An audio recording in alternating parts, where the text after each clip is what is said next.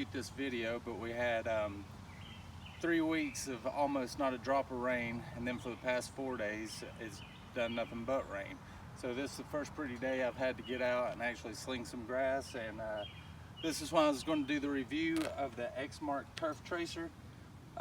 Showed you this in the first video. I bought it new this year.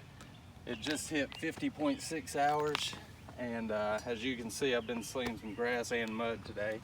Actually, if you check Instagram, I got a picture of it being stuck this morning. But with 50 hours on it, now it's time for the break-in hydraulic fluid change.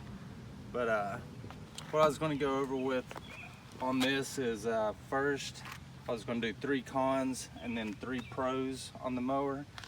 The first con, and don't laugh too much guys, because I know if any of y'all have these walk-behind mowers, we've all done it. You'll think you have these things flipped, and you don't, and you'll go to let go and off it goes. So I don't know what you could do besides human error to correct that, but as far as the manufacturers go, I kind of think it would be neat if it was like a jet ski operation where you pulled it for the throttle instead of the throttle being engaged and you pulling it for the brake. It's just a thought I had, but I mean, it's a great setup. It's just, I'm sure everybody's done it, and I've done it a couple times since I've had the mower.